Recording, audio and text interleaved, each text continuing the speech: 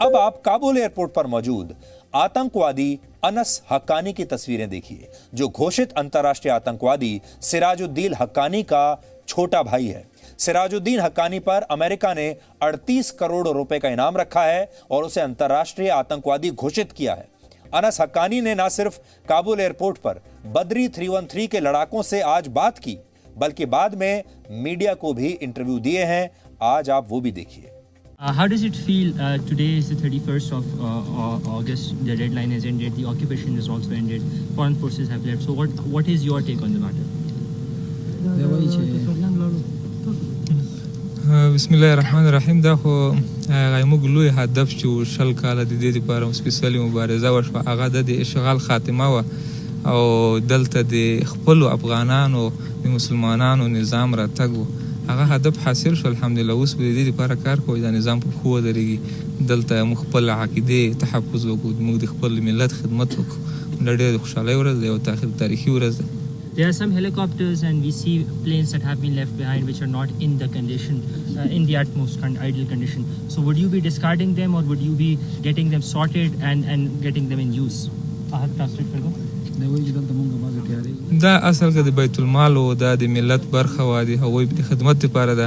خو امریکایان او د هغوی سره چې کوم په اخر کې د سپاریه کې دوی روزل شوي قواوې دا په اخر ورځ دلته میدان کې جمع شول، دوی قصدن دغه تخریب کړي دي او دا موږ نه لرو کوو. دا کوم تخنیکي ستونزې کوم مشکلات وي هغه موږ انشاءالله بیرته فعالوو. په هغه کې به انشاءالله موږ منظم پلان لرو، نو هغې دپاره به انشاءالله دا بیا بیرته د ملت او د ولس په خدمت کې د هغوی د ښه والي په خاطر د هغوی د خوبۍ په خاطر انشاءالله موږ استعمالوو. तो अनस हक्कानी, जो कि हक्कानी नेटवर्क का एक बहुत बड़ा नेता है, उसने आज हमारे अंतर्राष्ट्रीय चैनल वियोन से बात की है और अनस हक्कानी को 2014 में अफगानिस्तान में गिरफ्तार किया गया था। ये वही अनस हक्कानी है और इसके बाद वर्ष आगे चलकर वर्ष 2016 में कत्ल और अपहरण के 3 मामलों में अनस हक्कानी को उम्र कैद की सजा सुनाई गई थी। लेकिन 2019 में जब हक्कानी नेटवर्क के आतंकवादियों ने अमेरिकन यूनिवर्सिटी ऑफ अफगानिस्तान के 2 प्रोफेसर्स का अपहरण कर लिया, तो इन प्रोफेसर्स की रिहाई के बदले में अनस हक्कानी को जेल से छोड़ दिया गया। यानी ये जो अनस हक्कानी आज वियोन से यहाँ खड़े होकर बात कर रहा है वो इसलिए क्योंकि इसे अमेरिका ने ही जेल से छुड़वाया है। और जेल से इसलिए छुड़वाया क्योंकि इसके जो हक्कानी नेटवर्क है उसने 2 अमेरिकी प्रोफेसर्स को वहां उनका अपहरण कर लिया था और उसके बदले में ये डील हुई। तालिबान बार बार कहता है कि उसकी सरकार में हक्कानी नेटवर्क रोल तो निभाएगा लेकिन बड़ा पॉजिटिव रोल निभाएगा।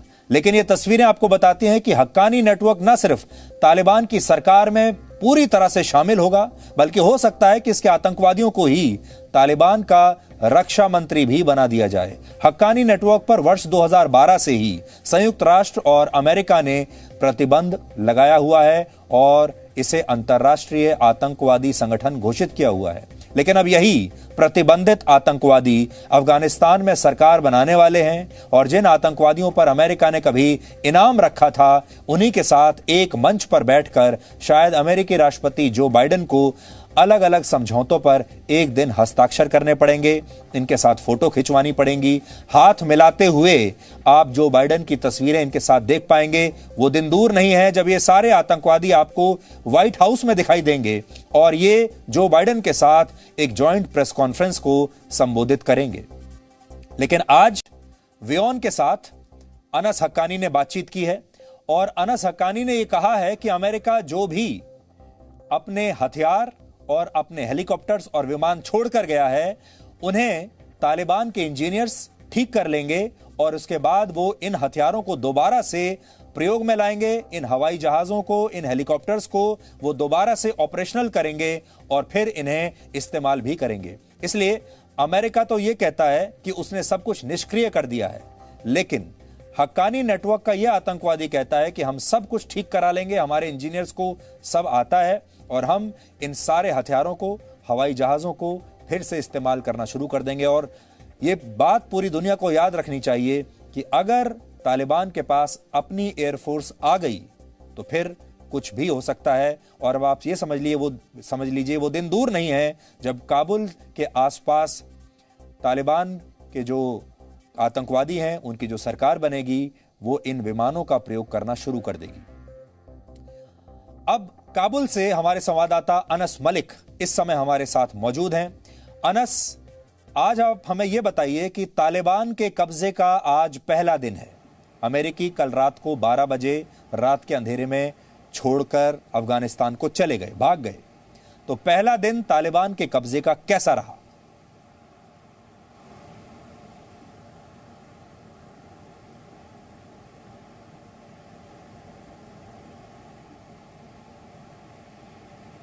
लगता है हमारी आवाज अनस तक। अनस, मैं ये जानना चाह रहा हूं कि आज तालिबान के कब्जे का पहला दिन कैसा रहा? सर, आज तालिबान के कब्ज़े का जो पहला रोज़ था वो 12 बजे रात के बाद जो है तकरीबन 1 बजे रात को काबुल जो है वो लर्जा उठा फायरिंग से, और उस वक्त तक खबर नहीं आई थी कि हुआ क्या है, क्योंकि एक्सपेक्ट ये किया जा रहा था कि सुबह 6 बजे के करीब जो है वो जो डेल्टा फोर्स के एहलकार हैं जो कि पहली इन्वेट की थी, जो पहला दस्ता था जिन्होंने इन्वेशन की थी, वही आखिरी दस्ता होगा छोड़ने वाला सुबह 6 बजे के करीब। लेकिन तकरीबन 1 बजे के करीब रात को बहुत ज़्यादा काबुल के अंदर फायरिंग शुरू हो गई, और जहां भी आप अपनी गैलरी से बाहर जाते, होटल की छत पे जाते, आपको सिर्फ फायरिंग की आवाज़ ही और गुनगुनाहट ही जो उनकी गूंज जो है वो उसकी आवाज़ आ रही थी। ये एक इंडिकेशन था। उसके थोड़ी देर बाद रॉयटर्स न्यूज़ सर्विस ने अपने ज़राए के थ्रू साइट करके बताया कि अमरीकी फ़ौजी जो हैं वो यहाँ से चले गए हैं, लेकिन उनके बताने से पहले ये जो एक खुशी की फायरिंग जिस तरह तालिबान कर रहे थे वो एक बहुत बड़ा इंडिकेशन था। उसके अलावा फिर सुबह जैसे होती रही, यहाँ पर जो कारोबार था, जो बिजनेस एज यूजुअल था वो हमें नजर आया। काबुल एयरपोर्ट जो था आज कदरे मुख्तलिफ था। काबुल एयरपोर्ट के बाहर जहाँ पे एक टाइम पे लंबी लंबी कतारें होती थीं, आज वहाँ पर कोई भी नहीं था। आज वहाँ पर सिर्फ और सिर्फ तालिबान के लोग थे, जिनको वो अपनी ज़बान में मुजाहिदीन कहते हैं, वही उनका गलबा था। अनहिंडर्ड एक्सेस था, थोड़ी बहुत पेचीदगियाँ थीं, आपको चेकिंग ज़्यादा करवानी पड़ती थी, लेकिन मिलिट्री साइट पर जाकर एक अजीब सा ही सरियल सा जो है वो आपको सीन्स देखने को मिले थे। वो मिलिट्री साइट जो कि 24 घंटे पहले तक अमेरिका के कंट्रोल में थी, जिसकी बाहर तालिबान थे, अंदर अमेरिका था, और वहाँ पर अब हमवीज़, हेलीकॉप्टर्स, जहाज़, meal ready to eat packs, हज़ारों की तादाद में, रादर लाखों की तादाद में पानी की बोतलें, कॉफ़ी के शाशे, बैटरीज, एम्यूनेशन, गन्स, आपको हर चीज़ गोया वहाँ पे मिल जाती। और वहाँ पर जोक तरजोक जो है तालिबान के लोग आ रहे थे, लीडर्स आ रहे थे। सबसे पहले हमने देखा कि ज़बीउल्लाह मुजाहिद जो उनके तर्जुमान हैं वो आए, उन्होंने आके प्रेस कॉन्फ्रेंस की। उसके बाद अनस हक्कानी जो कि सिराजुद्दीन हक्कानी के सबसे छोटे भाई हैं वो आए, उन्होंने आके जायज़ा लिया। उसके बाद जो है लीडरान के आने का सिलसिला जारी रहा। लेकिन काबुल शहर की अगर मैं बात करूँ, काबुल शहर ने आज 16वां दिन है सर टेक ओवर का, और काबुल शहर में ऐसा लग रहा है कि अब उसने एक ग्रिप ले ली है कि यही न्यू नॉर्मल है, इसी के अंदर ज़िंदगी गुजारनी है। और काबुल शहर में आज प्रैक्टिकली तालिबान के टेक ओवर का पहला दिन था, जब उनके पास एयरपोर्ट समेत हर जगह का कंट्रोल है। अब ज़िंदगी जो है हमें थोड़ी सी मामूल के ऊपर नज़र आ रही है, लेकिन इसमें सबसे बड़ा केवियाट ये है कि लोग अभी भी खौफ में रहते हैं, लोगों को एतबार नहीं है, और प्राइमा फेसी आपसे वो बात तो पब्लिकली नहीं करेंगे, प्राइवेटली जब वो बात करेंगे तो आपको पता चलेगा कि उनके खौफ का आलम क्या है। सुधीर सर जी। अनस, आज हमने देखा कि एयरपोर्ट पर आप हक्कानी नेटवर्क के अनस हक्कानी से आज आप बात कर रहे थे, आपने आज उनका इंटरव्यू भी लिया। तो अनस हक्कानी जो है वो तो बहुत दुनिया के लिए तो बहुत ख़तरनाक आदमी है, और एक बहुत बड़े आतंकवादी का छोटा भाई है, एक बहुत बड़े आतंकवादी ऑर्गेनाइजेशन का बहुत की प्लेयर है। तो उसने क्या बताया आपको? बिल्कुल सुधीर सर, मेरी आज एयरपोर्ट पर मिलिट्री साइट पे अनस हक्कानी से मुलाकात हुई। अनस हक्कानी अब रिलेटिवली तालिबान की लीडरशिप में विद इन जो तालिबान है वो एक सॉफ्ट इमेज के तौर पे देखा जा रहे हैं। इनकी 22 साल इनकी उम्र है, और इनको एक सॉफ्ट इमेज के तौर पे इससे देखा जा रहा है कि एक यंग लीडरशिप को जो तालिबान सेम्बलेंस देना चाहते हैं, उस हवाले से ये दोहा से खसूसी तौर पर आए थे तालिबान के टेक ओवर के तीसरे रोज़। गोया 18 अगस्त को वो दोहा से काबुल पहुँच चुके थे, इससे पहले वो दोहा में ही मौजूद थे। और अनस हक्कानी साहब से जब मेरी बात हुई तो उन्होंने मुझे उन्होंने पहले बताया कि उनकी 20 साल जो जद्दोजहद थी उनके फाइटर्स की, वो आज कामयाब हो गए हैं। उनका ये कहना था कि अमेरिका अब चला गया है, उनका ऑब्जेक्टिव जो है अचीव हो गया। उसके साथ साथ मैंने उनसे अब सवाल किया कि ये जो हेलीकॉप्टर्स हैं जो कि डैमेज हैं, ये जो जहाज़ हैं जो डैमेज हैं, इनका आप क्या करेंगे? तो उन्होंने बड़ा इंटरेस्टिंग जवाब दिया। उनका कहना था कि उनको अपने इंजीनियर्स के ऊपर, तालिबान के इंजीनियर्स, फ्लाइट इंजीनियर्स के ऊपर भरोसा है और वो इन इंजीनियर्स, वो इन जहाज़ों को, इन हेलीकॉप्टर्स की मुरम्मत करके उनको दस्ते का हिस्सा बनाएंगे, उनको फ्लीट का हिस्सा बनाएंगे, ऑपरेशनलाइज करेंगे। और फिर मेरी अंदर एयरपोर्ट के अंदर एक और तालिबान के फ्लाइट इंजीनियर से बात हुई। उनका ये मानना था कि ये दस्ते का हिस्सा बन सकते हैं, लेकिन इनकी रिपेयर अफगानिस्तान में नहीं बल्कि कंट्री ऑफ ओरिजिन में ही करवाई जाएगी। सर जी सर। अनस, आपका बहुत बहुत शुक्रिया इस पूरे अपडेट के लिए। Thank you so much. आप अपना ध्यान रखिए, हालात वहां पर ठीक नहीं हैं। आप दिन रात तालिबान के बीच में रहते हैं, दिन रात खतरनाक लोगों के बीच में रहते हैं, उनका इंटरव्यू भी करते हैं, हमने अभी देखा। लेकिन आपको अपनी सुरक्षा का भी पूरा ध्यान रखना है। बिल्कुल सर, सर हम कोशिश करते हैं कि अपने आप को सेफ रहें, सिक्योर रहें और आप इसी तरह ही आपको जी न्यूज़ के व्यूअर्स को, वियॉन के व्यूअर्स को आपकी वजह से, with thanks to you, because आप अगर आपका भरोसा नहीं होता तो I would not have been able to do all of this. हम कोशिश करते हैं कि अपने आप को सेफ रख के जिस तरह जो भी ग्राउंड की सिचुएशन है उसको जो व्यूअर्स हैं उस तक पहुँचाएँ। Thank you so much sir. Thank you so much. और जी न्यूज भारत का पहला ऐसा हिंदी न्यूज चैनल है जिसने कुछ दिन पहले आपको काबुल एयरपोर्ट के अंदर से एक एक्सक्लूसिव ग्राउंड रिपोर्ट दिखाई थी। यह तब की बात है जब यहां पर अमेरिका का कब्जा था। तब हजारों अफगान नागरिक अफगानिस्तान से बाहर जाने के लिए इस एयरपोर्ट के अंदर और बाहर जमा थे। उस समय इस एयरपोर्ट के अंदर जाने के बाद जिंदा बाहर आने की कोई गारंटी नहीं थी। फिर भी हमारी टीम अंदर गई और जिंदा बाहर लौटकर भी आई और अनस अभी भी हमारे साथ थे। अब जब काबुल एयरपोर्ट पर पूरी तरह से तालिबान का नियंत्रण हो गया है और आज उनके नियंत्रण का पहला दिन था, तब इस एयरपोर्ट के अंदर जाना असल में और भी खतरनाक है।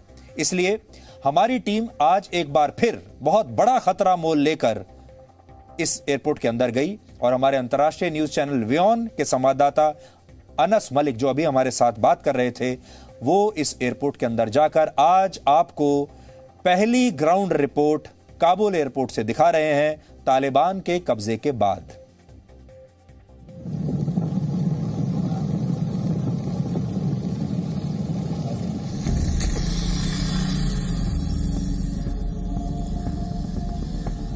Warning, armed aircraft inside. America की जानिब से ट्रूप विड्रॉल जो है वो मुकम्मल हो चुका है और उसके साथ अमेरिका की सबसे लंबी और तवील जंग अफ़गानिस्तान में ख़त्म हो चुकी है। आज रात 12 बजे जो है वो अलग सुबह जो है वो आखिरी जहाज़ जो है वो काबुल एयरपोर्ट की मिलिट्री साइड से उसने टेक ऑफ किया।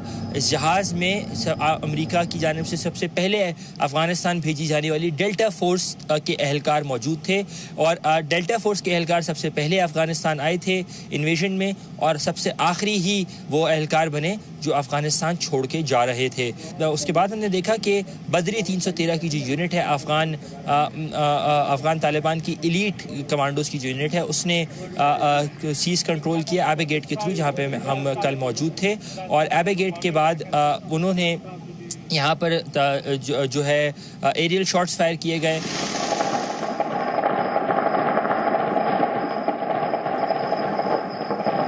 मैं इस वक्त मौजूद हूँ काबुल एयरपोर्ट की मिलिट्री साइट के अंदर। आज से 24 घंटे पहले अमेरिका का यहाँ पर कंट्रोल था और अब अमेरिकी फोर्सेस जो हैं वो यहाँ से छोड़ के चले गए हैं। ये जो गाड़ियाँ आपको मेरे अक़ब में दिख रही हैं, ये तमाम तर गाड़ियाँ जो हैं डैमेज किए जा चुकी हैं। उसके साथ साथ हेलीकॉप्टर्स भी आपको दिख रहे होंगे, ये हेलीकॉप्टर्स भी डैमेज किए जा चुके हैं। जितना भी यहाँ पे इक्विपमेंट है वो यहाँ पर अमेरिका की जानिब से खस्ता हाल में उसको डैमेज करके यहाँ पे छोड़ दिया गया है ताकि वो किसी इस्तेमाल के काबिल ना हो सके। लेकिन बाय एंड लार्ज अगर मैं बात करूँ तो यहाँ पर आज खामोशी सी है।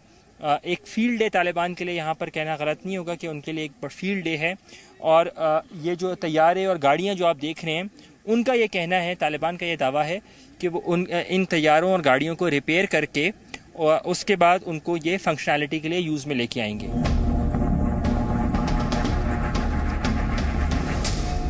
I'm standing outside a hangar that says warning, armed aircraft inside. मैं जहां पर खड़ा हूं यहां लिखा है सावधान, अंदर आर्म्ड एयरक्राफ्ट हैं। This is a big empty hangar right now. It has some. लेकिन अंदर क्या है देखिए, यहाँ पूरा खाली है। कुछ ऑपरेशनल चीजें बची हैं, केबल रखी है, कॉफी बनाने की मशीन है, इसे छोड़ दिया है। Some desks, some walkie-talkie sets. यहाँ डेस्क है, वॉकी टॉकी, सीट्स रखी हैं, स्क्रू रखे हैं, स्ट्रेच पैड भी हैं, स्लीपिंग बैग भी जमीन पर ही रखे हैं। देखकर लग रहा है कि इसे हॉस्पिटल में तब्दील किया गया होगा। Probably you see sleeping bags as well lying there on the floor, and additionally plenty of pens that you'd find. These are classic grip handles, non-staples. लेकिन जैसा कि बाहर लिखा था, यहाँ एक्टिव आर्म्ड एयरक्राफ्ट रखे हैं, वो यहाँ पर नहीं। फाइटर एयरक्राफ्ट की दूसरी चीजें जरूर यहाँ रखी हैं, लेकिन अमेरिका सब कुछ छोड़कर जा चुका है। अब इन सभी सामानों पर तालिबान का कब्जा है। Active armed aircraft inside over here.